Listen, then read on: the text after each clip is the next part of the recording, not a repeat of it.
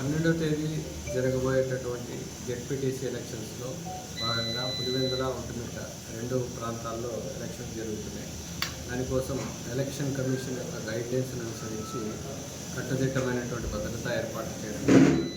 దాంట్లో భాగంగా సెన్సిటివ్ ప్రాంతాలు లేకపోతే క్రిటికల్ పోలింగ్ స్టేషన్స్ని పర్సనల్గా విజిట్ చేయడం జరిగింది. పోలీస్ సిబ్బంది కలెక్టర్ గారి యొక్క ఆధ్వర్యంలో, అదేవిధంగా పోలీస్ డిపార్ట్మెంట్ ఏఐజీ గారి ఆధ్వర్యంలో సెన్సిటివ్ ప్రాంతాలు, క్రిటికల్ ప్రాంతాలని విజిట్ చేసి అక్కడ ఉన్నటువంటి సౌకర్యాలు, వీటిలలో ఉండేటటువంటి ఇబ్బందుల్ని పర్యవేక్షించడం జరిగింది. దానికి సంబంధించినటువంటి కట్టుదిట్టమైనటువంటి భద్రత ఏర్పాట్లు చేయడం జరుగుతుంది. ఏదైతే ట్రబుల్ మాంగర్స్ ఉన్నారో, యాంటీ సోషల్ యాక్టివిటీస్ చేసినటువంటి పాత క్రిమినల్ హిస్టరీ ఉన్నటువంటి వాళ్ళని దాదాపుగా ఇప్పటివరకు 500 మందికి పైచిలకు బైండ్ ఓవర్ చేయడం జరిగింది. ఇటు పరిస్థితుల్లో కూడా బాంబ్ మేకర్స్ కావచ్చు, హ్యాబిచువల్ అఫెండర్స్ మీద నిఘా పెట్టడం జరిగింది. రౌడీ షీటర్స్ మీద కౌన్సిలింగ్ ఇవ్వడం జరిగింది. ఈ విధంగా ఎవరెవరైతే ఇంతకు ముందు ఎలక్షన్స్లో పాల్గొన్నారో వాళ్ళ మీద నిఘా పెట్టడం జరిగింది. రేపు సాయంత్రం 5 గంటలకి ఎలక్షన్ కమిషన్ యొక్క గైడ్లైన్స్ ప్రకారం, మోడల్ కోడ్ ఆఫ్ కండక్ట్ ప్రకారం సాయంత్రం 5 గంటలకి ప్రచారాలన్నీ ముగుస్తాయి. కాబట్టి అన్ని పార్టీలకు సంబంధించి ప్రచారాలు రేపు సాయంత్రం 5 గంటల లోపల పూర్తి అవుతాయి. సాయంత్రం 5 గంటల తర్వాత ఓటర్లు కాని వాళ్ళు, వేరే ప్రాంతాలకు చెందినటువంటి వాళ్ళు ఎవరైనా ఉంటే వాళ్ళు రేపు సాయంత్రం 5 గంటల తర్వాత ఇక్కడ ఉండడానికి వీల్లేదు. కాబట్టి వాళ్ళందరికీ కూడా తెలియజేస్తూ ఉన్నాం. హోటల్స్లో కావచ్చు, లాడ్జెస్లో కావచ్చు, కళ్యాణ మండపాల్లో కావచ్చు ఇప్పటికే గస్తీని పెంచడం జరుగుతుంది. ఎవరెవరు ఉంటున్నారు, ఎప్పటి నుంచి ఉంటున్నారు అనే వివరాలు సేకరించడం జరుగుతుంది. అనాథరైజ్డ్గా వెహికల్స్లో తిరిగినట్లయితే వాటిని సీజ్ చేయడం జరుగుతుంది. మోడల్ కోడ్ ఆఫ్ కండక్ట్ కింద వాళ్ళ మీద చర్య కూడా తీసుకోవడం జరుగుతుంది.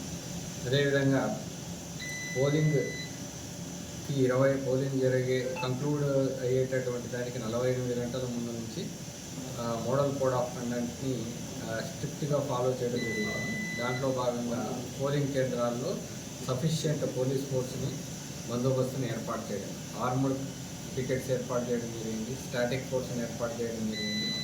ఇంపార్టెంట్ స్ట్రాటజిక్ ప్లేసెస్లో చెక్ పోస్ట్ని ఏర్పాటు చేయడం జరిగింది. అదేవిధంగా స్ట్రైకింగ్ ఫోర్సులు, స్పెషల్ స్ట్రైకింగ్ ఫోర్సులు, స్టాటిక్ సర్వేలెన్స్ ప్రోగ్రామ్స్ ఏర్పాటు చేయడం జరిగింది.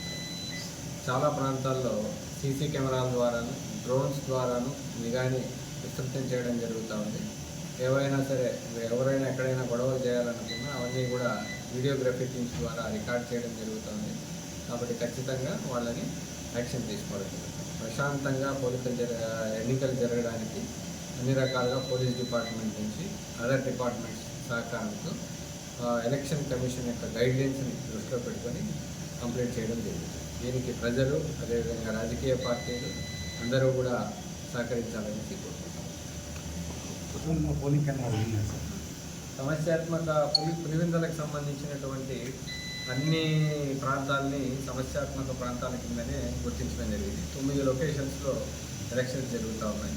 వాటన్నింటినీ కూడా ప్రత్యక్షంగా పరిశీలించడం జరిగింది. అదేవిధంగా ఒంటిమిట్టకు సంబంధించి ఒక 10 ప్రాంతాలని సమస్యాత్మక ప్రాంతాలుగా, క్రిటికల్ ప్రాంతాలుగా గుర్తించడం జరిగింది.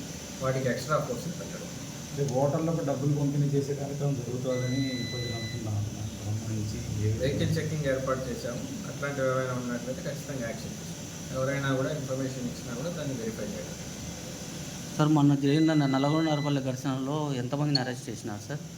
ఇన్వెస్టిగేషన్ జరుగుతూ ఉంది. దానికి సంబంధించినటువంటి యాక్షన్ తీసుకోవడం జరుగుతుంది. ఇన్వెస్టిగేషన్ ప్రకారం, దాంట్లో వచ్చినటువంటి ఫైండింగ్స్ ప్రకారం ఎవరైతే దాంట్లో ఇన్వాల్వ్ అయ్యారో వాళ్ళ మీద చర్య తీసుకోవడం based on the investigation. Okay, sensitive, అదేవిధంగా నార్మల్, క్రిటికల్ ఇలాంటి కేటగిరీస్ ఉంటాయి. దీని ప్రకారము క్రిటికల్గా ఉన్నటువంటి పోలింగ్ కేంద్రాల వద్ద దాదాపు ఒక్కొక్క కేంద్రం వద్ద 10 మందిని ఏర్పాటు చేయడం. అట్లాగా అన్ని ప్రాంతాన్ని కవర్ చేయడం జరుగుతుంది. ప్రతి పోలింగ్ కేంద్రంలో కూడా ఆర్మడ్ కాంపోనెంట్ని పెట్టడం జరుగుతుంది. వెపన్స్తో ఉన్నటువంటి పోలీస్ సిబ్బందిని ఏర్పాటు చేయడం జరుగుతుంది. అదేవిధంగా 100 మీటర్స్ అవతల స్టాటిక్ ఫోర్స్ని పెట్టడం జరుగుతుంది.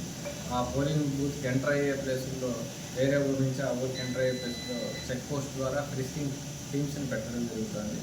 లోపలికి వెళ్ళేటటువంటి ప్రతి ఒక్కరిని కూడా ఫ్రిస్క్ చేసి లోపలికి పంపించడం జరుగుతూ ఉంది. సీసీ కెమెరాలు వెబ్కాస్టింగ్ ద్వారా కూడా లోపల వీడియో కవరేజ్ జరుగుతుంది.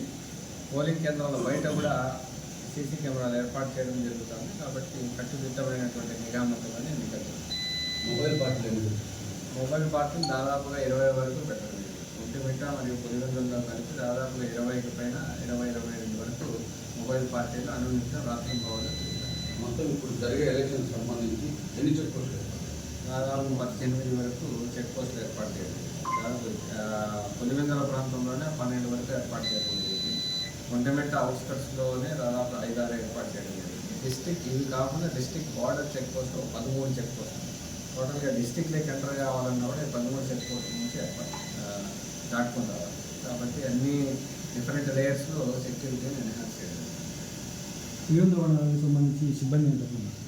పులివెందుల మండలానికి సంబంధించి దాదాపు ఎలక్షన్ గైడ్లైన్స్ ప్రకారం కేదే కాకుండా ఇంకా దాదాపు ఎక్స్ట్రా 300 నుంచి 400 మంది వరకు ఎక్స్ట్రా ఫోర్స్ని డిప్లాయ్ చేయడం జరుగుతుంది. రిజర్వ్ ఫోర్స్ కూడా స్టాండ్ బైలో పెట్టుకోవడం జరుగుతుంది.